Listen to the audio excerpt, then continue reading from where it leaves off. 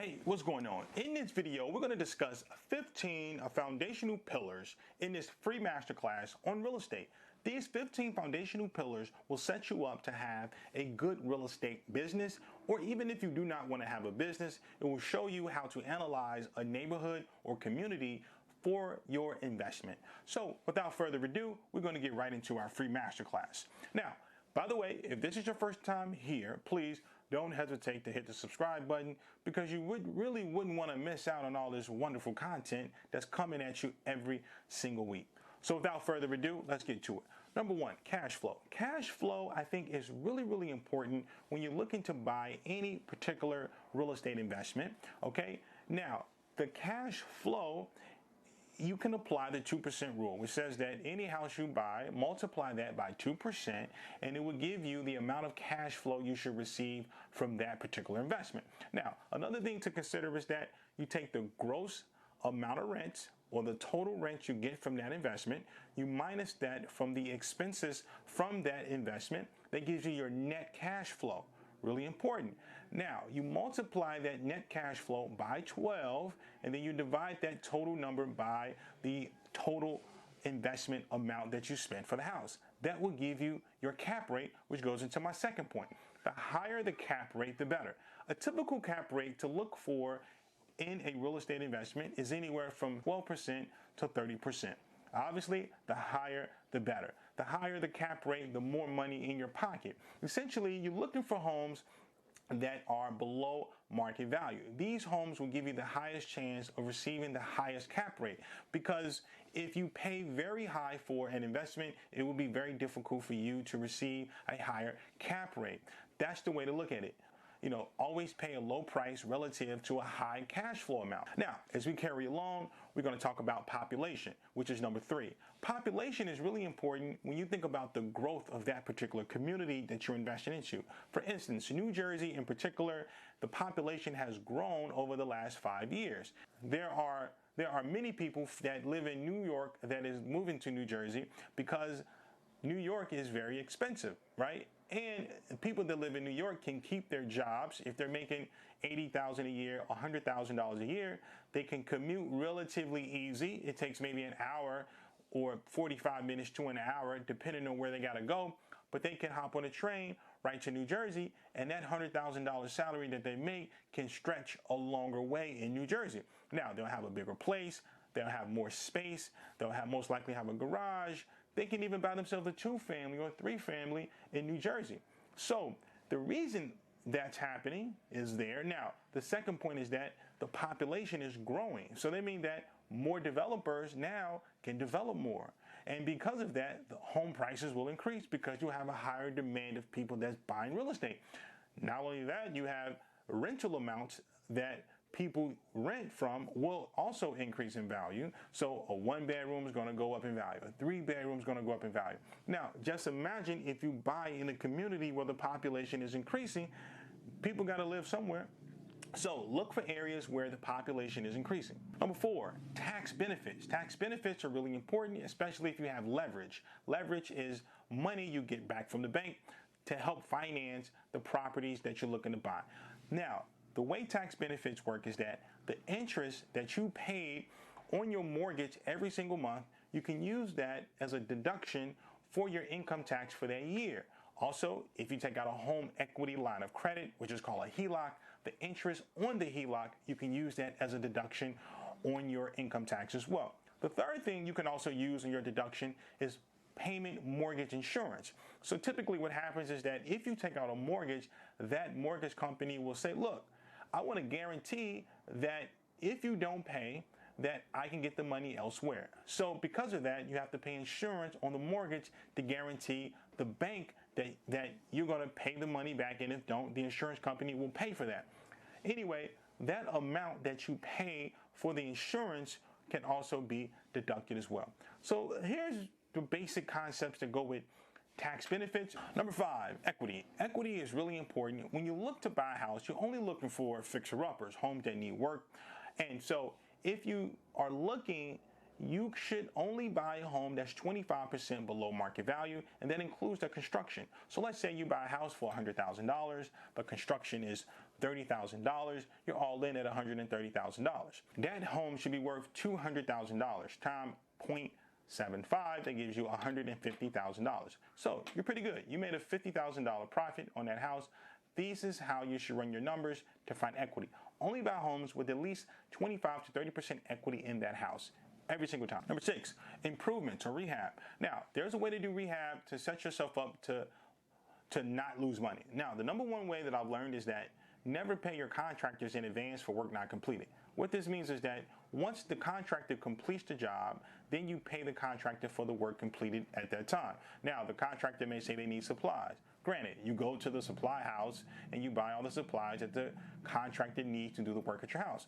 After the work is completed, you can pay the contractor maybe every 2 days, every 3 days, every once a week, whatever the arrangement is.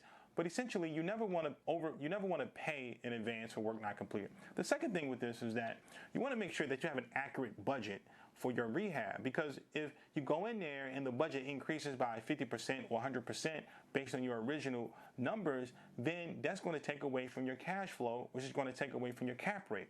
So make sure that you get 3 or 4 different quotes for the work completed on the house.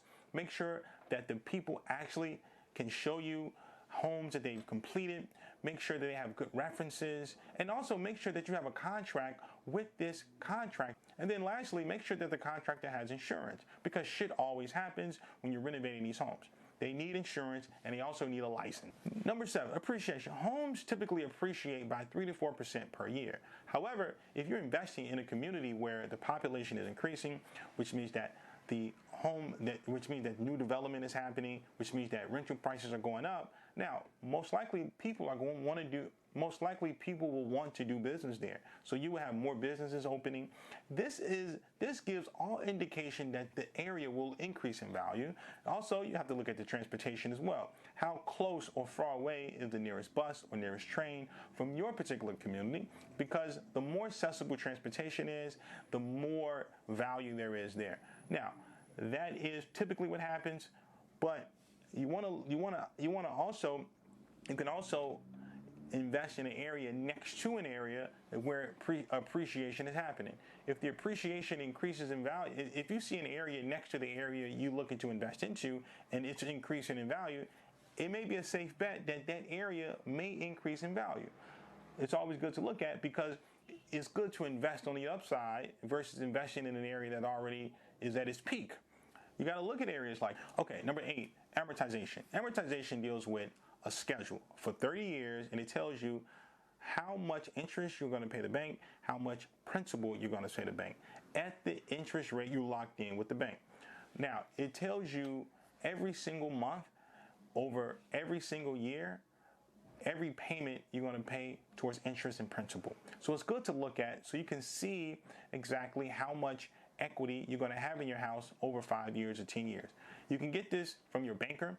Ask your banker for an amortization schedule and they can tell you, but you have to understand how this works, because it will help you save money down the road. Now, another thing to consider is that when you're buying a house starting off, you would want to use a bank, granted. However, you should position yourself long-term to buy homes all cash. Why? Because it's less debt. Over 30 years, you're going to pay millions upon millions of dollars for a house that may have cost you $400,000 to $500,000. However, you can eliminate spending that $1 million of interest you're going to pay the bank on other homes, because your cash flow from that house is going to be higher because you don't need to pay the bank. Remember that. Demographics. You have to look at demographics in the neighborhood, which is jobs. What type of jobs do people have in that community? Do people have private sector jobs? Do people have public sector jobs? For instance, in New Jersey, they have a lot of public sector jobs, meaning that people work for the government. You got 25% of the workforce here that work for the airport. You have a lot of folks here that are on Section 8, okay? You have a lot of people here that works for governmental offices, okay? That's good, because you know the money's guaranteed. So look at the demographics of that particular community, understand what's happening, and know the area like the back of your hand. Number 11, crime rate. Look, crime rate is critically important. You want to invest in areas where the crime rate is going down, or where there is no crime rate at all. And the reason why is because once you renovate the house, you're going to want to once you renovate the house, you will need to rent the house out. And once you rent the house out, the tenant's going to say, is there crime rate in this block or in this neighborhood? And if the crime is high, they're not going to be so eager to move into that apartment. So you may have to decrease the rent, which also is going to help, so you would need to decrease the rent, which will effectively hurt your cash flow. So it's good to look in areas where the crime is low or where the crime is decreasing. Number 12, new construction. Demand and supply of construction happening in a neighborhood. If you see a lot of builders building homes in a neighborhood, that's a really good sign. That means that values in the neighborhood will increase in value. If you see a developer, a big developer building a community where they're going to put a retail store, they may put condo, they're going to build a gym, all these sorts of amenities, that's going to increase the value of the overall community. That's a good area to invest. Number 13, governmental policy. Look, if you see the government has different policies that want to help the neighborhood, whether it's tax abatements, whether it's them doing new after-school programs, whether it's them fixing the streets, or they're pumping more money into the police department, or whatever the case may be. If they have policies to help increase the neighborhood, then that's also a good neighborhood to follow, because more people will most likely get contracts that live in the neighborhood, which means that they will get more money. And with that money, that means that they can either rent, buy groceries, live their lifestyle. So invest in areas where, or look in areas where the government policy is really high, in the sense that the government is pumping money back into the economy at a high rate. Number 14, look at housing trends. Housing trends are critically important because it tells you in certain areas whether or not the housing trends are going to go up or whether or not housing trends are going to go down. You can also look at, again, like I said, all these different things I just explained before. It would tell you whether or not it's good to buy or invest in that particular community. Look at housing. And then lastly, number 15, you got to develop a business system for yourself. The systems are critically important to your success. You have to think through each step, how to do each step, what each step is, and it will set you up for success in the future. Because without these systems, you're going to overwork yourself. You're not going to leverage your time in the best way possible. So you got to be thinking about how to create systems so you can have back your time. And then lastly, which is a bonus, really the only way to really raise the capital in real estate is to network like your life depended on it. You got to go to as many networking events as possible. You got to go to many meetups as possible. Tell people who you are. Tell people what you're doing. And while you're doing that, you want to read as many books as possible. Go to as many seminars as possible to understand the lingo and the language of real estate.